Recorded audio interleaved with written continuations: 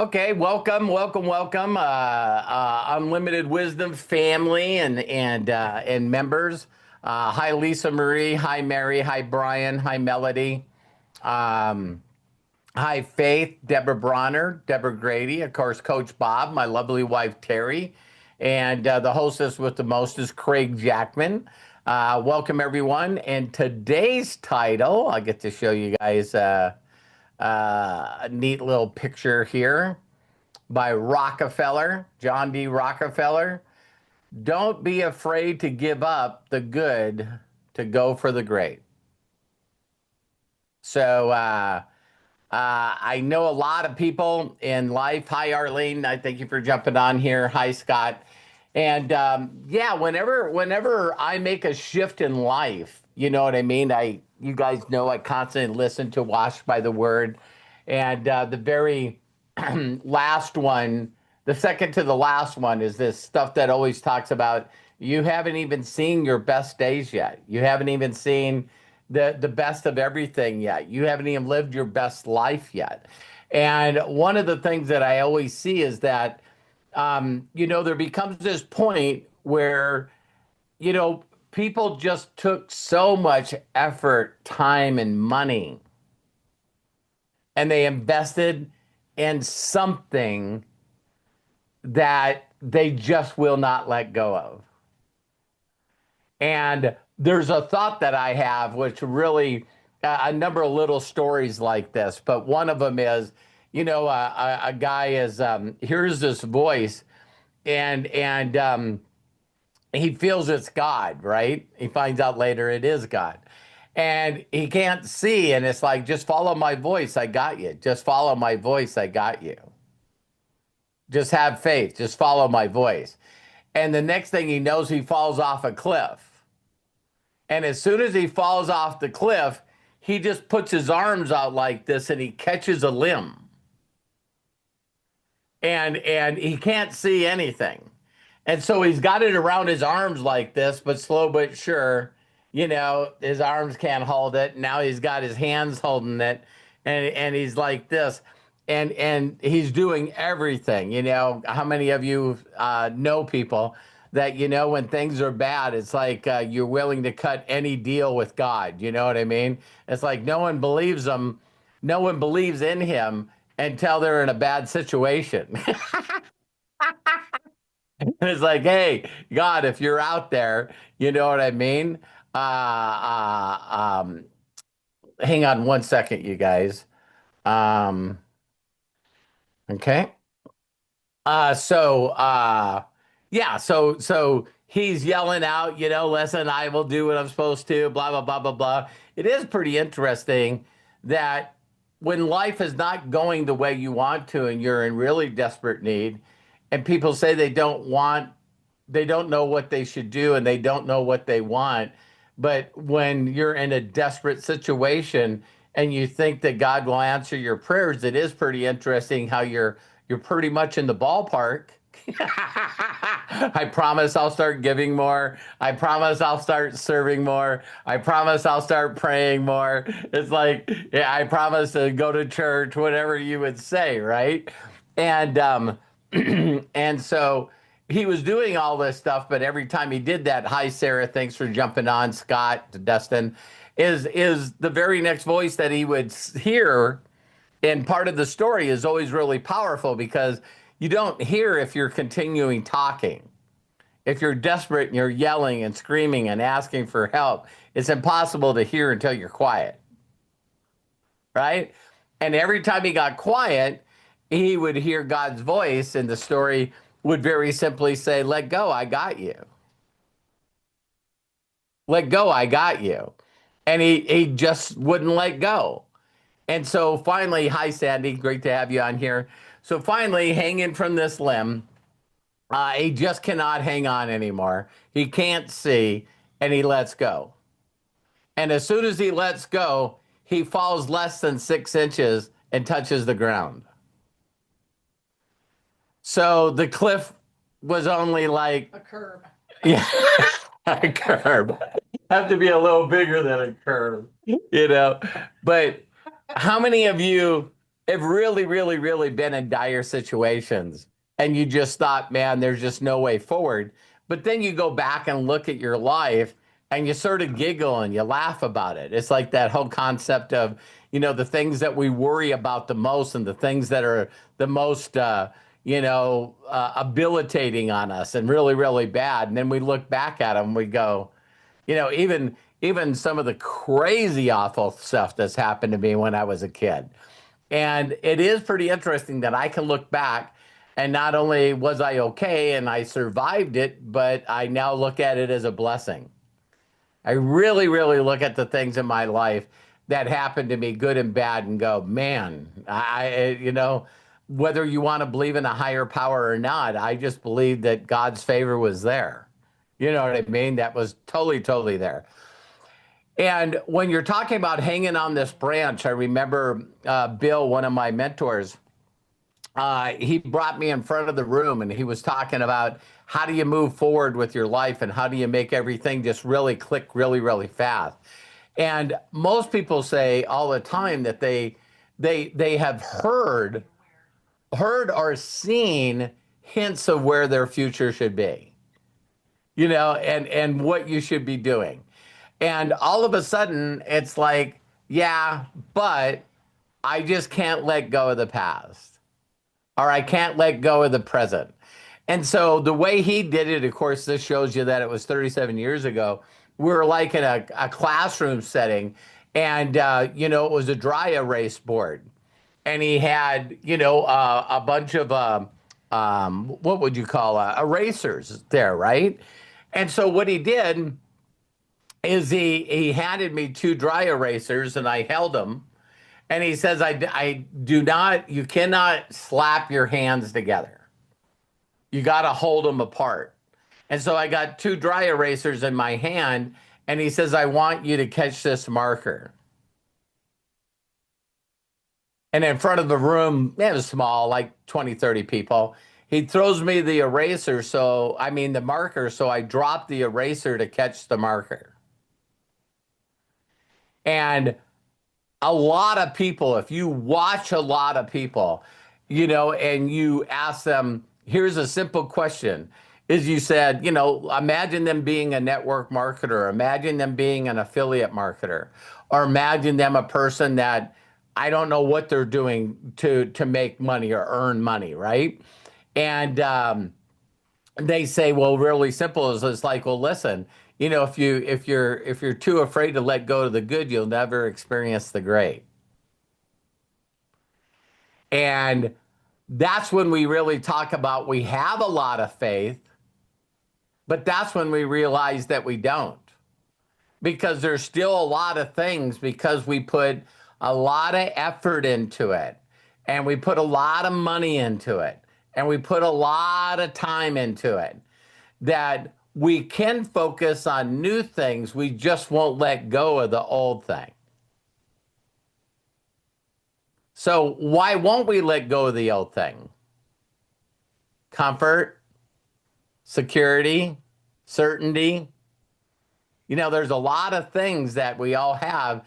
And it's like, when I see Matt's on here, welcome, my son. But when we're talking about moving forward with unlimited wisdom and what it was, Matt's getting to that point in his life that he knows that the conversation that he can have with me, and I know he's got this conversation with his mother as well, is he just said, Dad, I know what makes you passionate. I know what you're looking forward to. I know where you want to be in the future.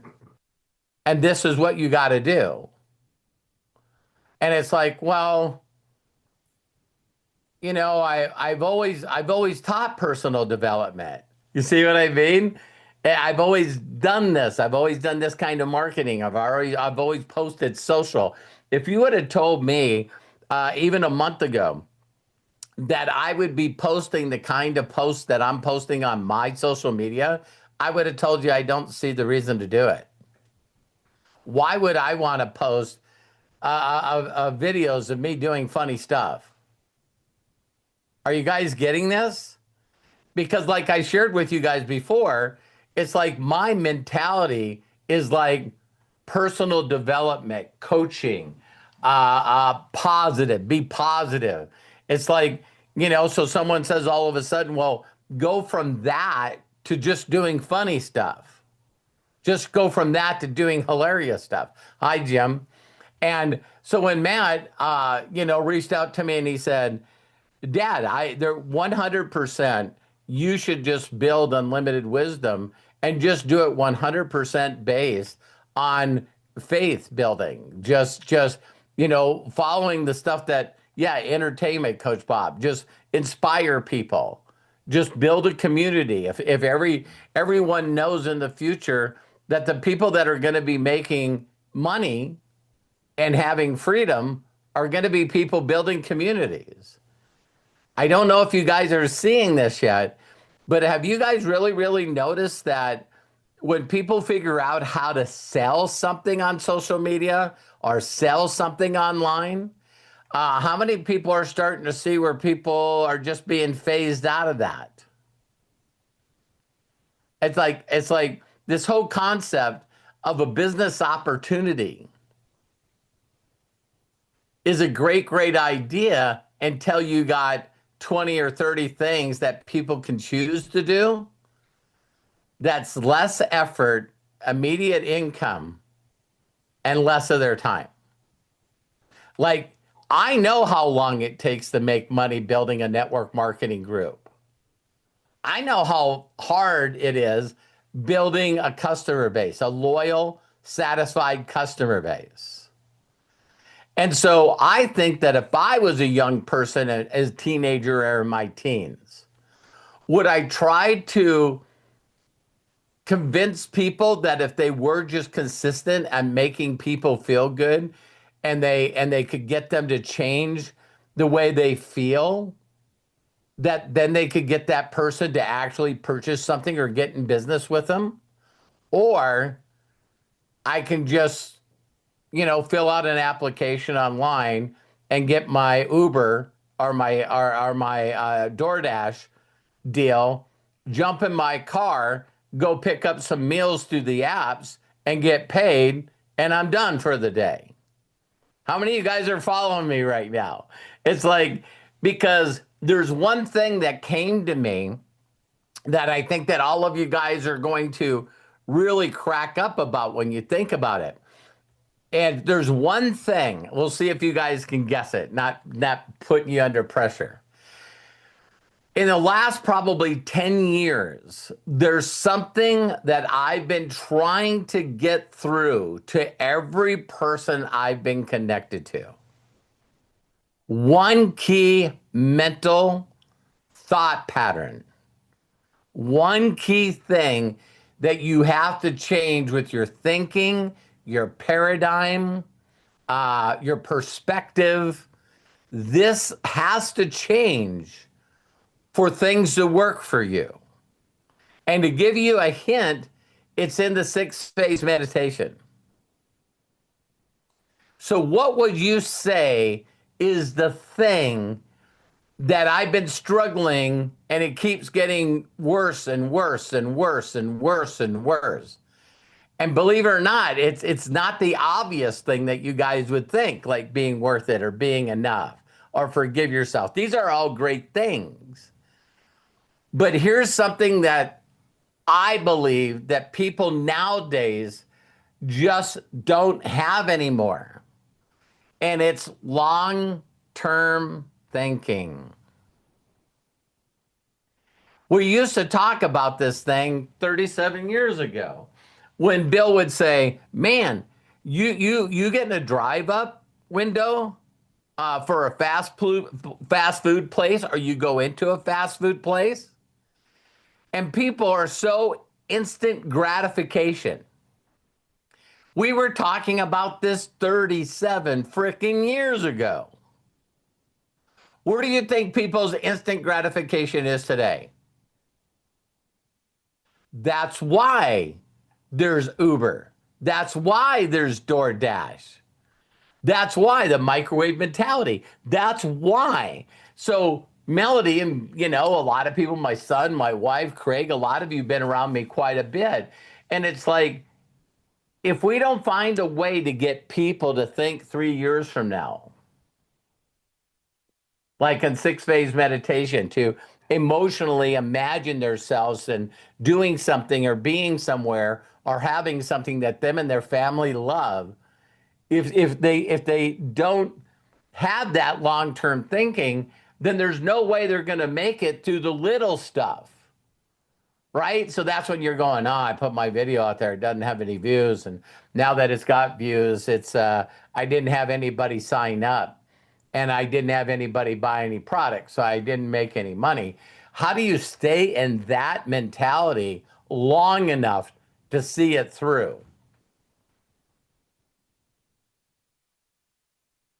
And I just don't know if that's something that can be taught anymore,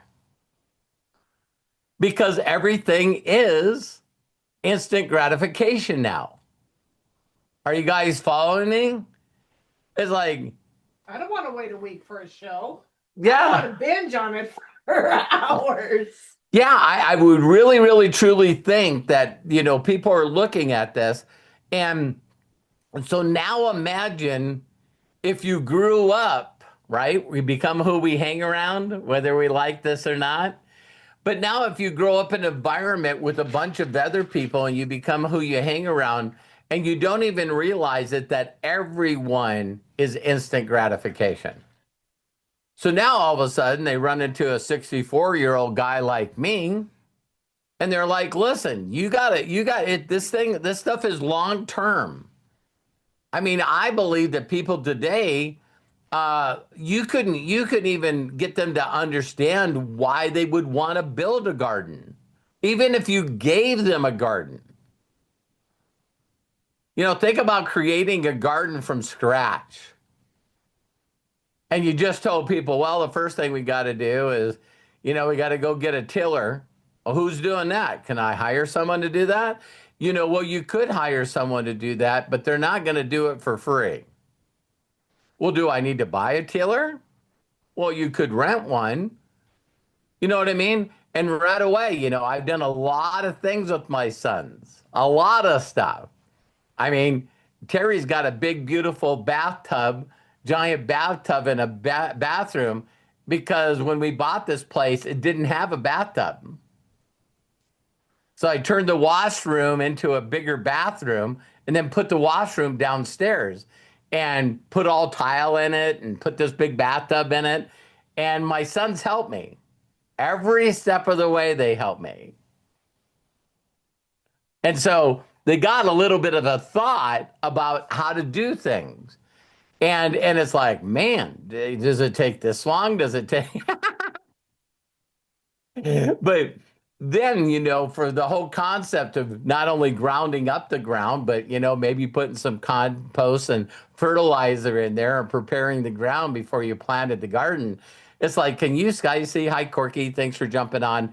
Can you see immediately how people instantaneously short circuit?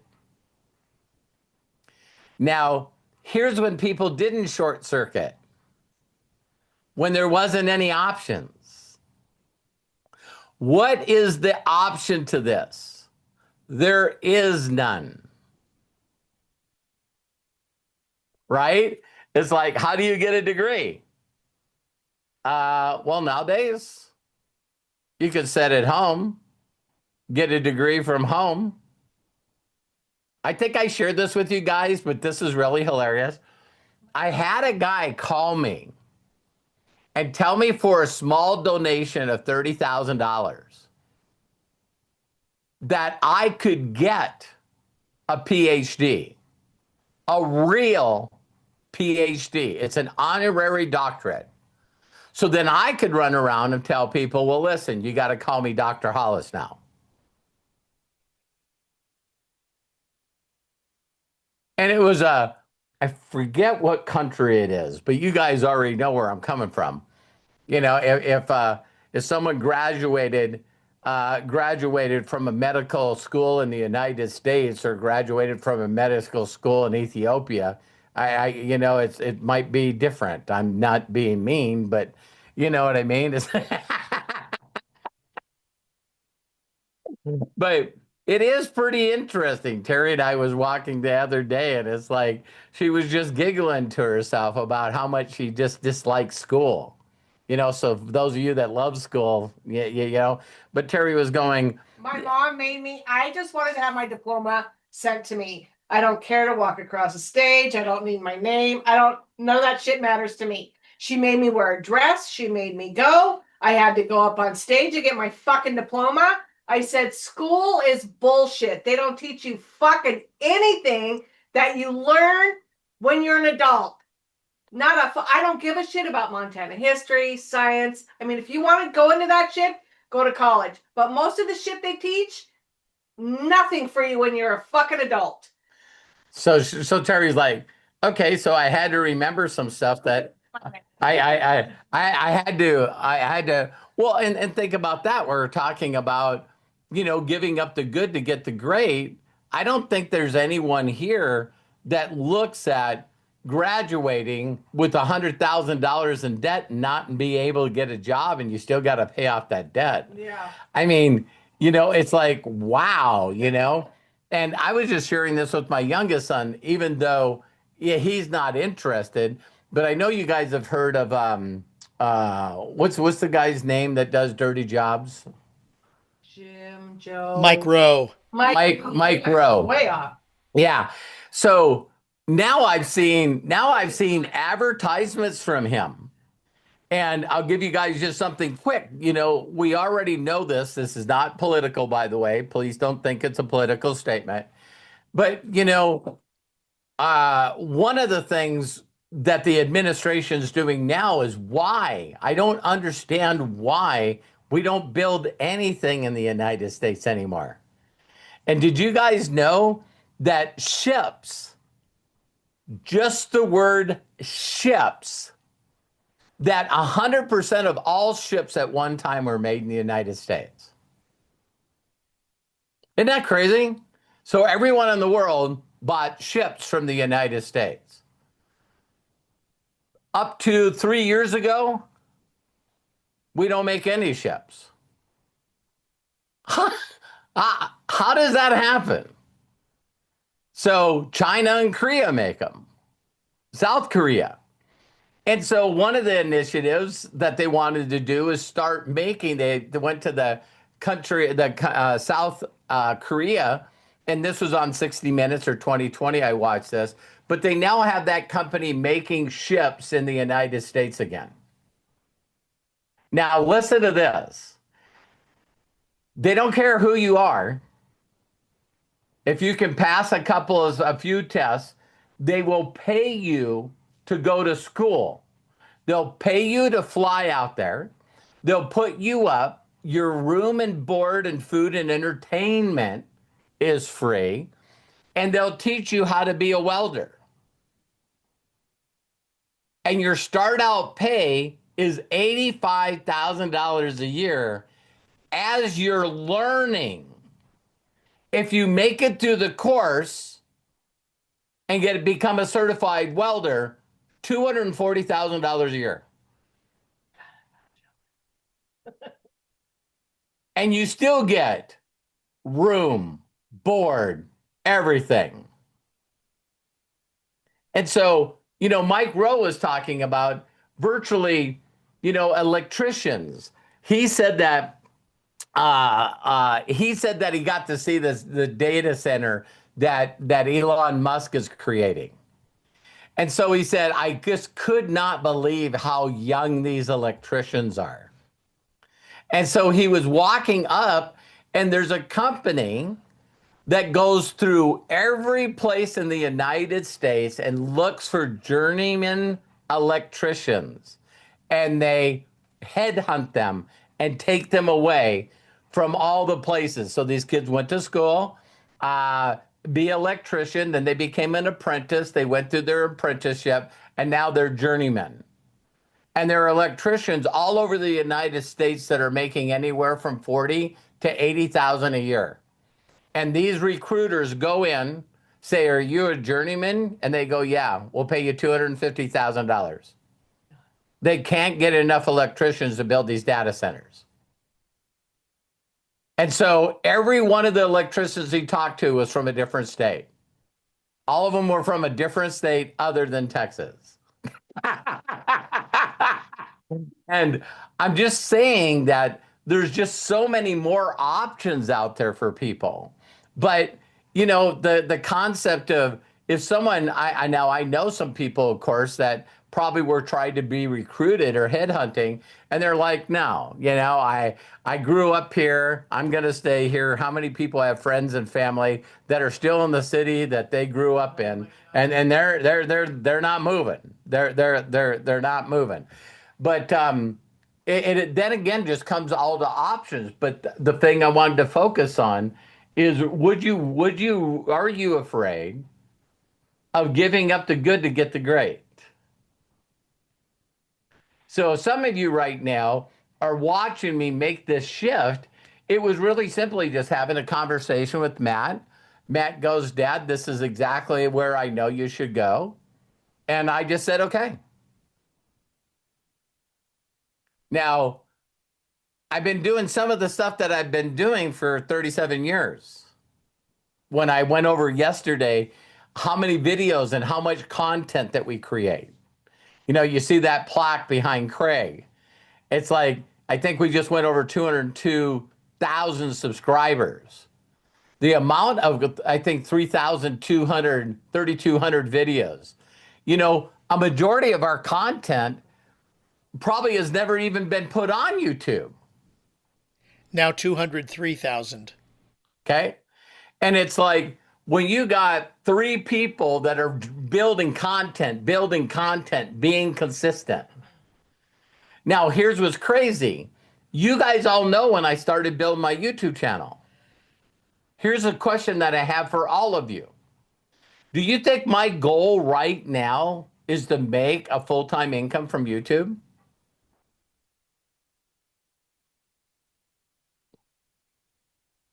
But, now that my son's off into the future, we used to say all the time that I was the helium balloon and Terry was the string on the helium balloon. She would keep me grounded. And I think I passed that over to my son. You know what I mean?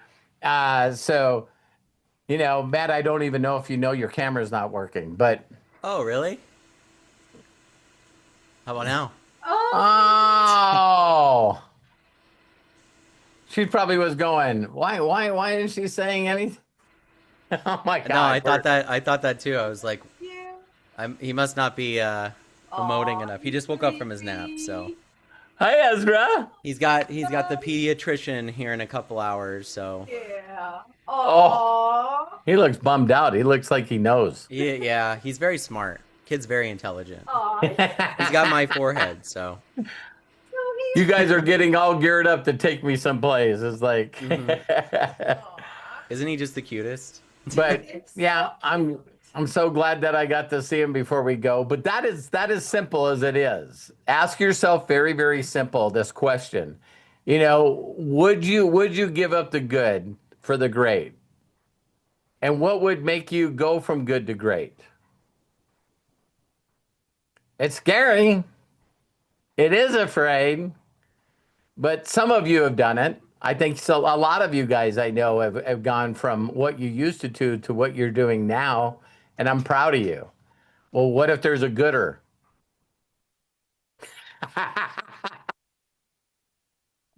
So I love and appreciate you guys so, so much. Got to change the screen here. But love you guys. Have a really, really, really great day. Bye, Corky, Shelly, Sarah, Dustin, Mary, Brian. Yeah. Great to By the have way, you guys, on here. go try to sign Melody, up on Faith, unlimitedwisdom.com. Jim, Michael, Angela, Arlene, Sandy, Lisa Marie, Deborah Grady, Deborah Bronner, Coach Bob, Terry, Matthew, Ezra.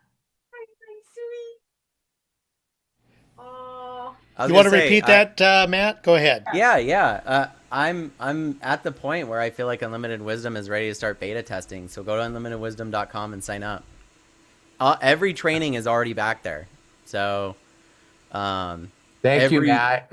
yeah, and this is one of the crazy things you can do with AI. I was telling my dad this earlier, and Craig, I was like, so I load in all the Ask Us Anythings and all the like just the whole library of content, right? And as I'm loading it in, Blue's like, okay, so I have all the transcripts for all this stuff. Do you think we should just make it all searchable by like down to the time it's talked about, and you just search it on the website? I'm like, well, of course. Come on, what are we talking about here? So you should be able to, in the very near future, search a specific term and it will just pull up every single video that has that in there. And then with the timestamp of when that was, when it was talked about. So pretty cool. Well, thank you, Matt. But We'll all go over there and jump on. Love you, Ezra. Bye bye. Bye bye. Bye bye.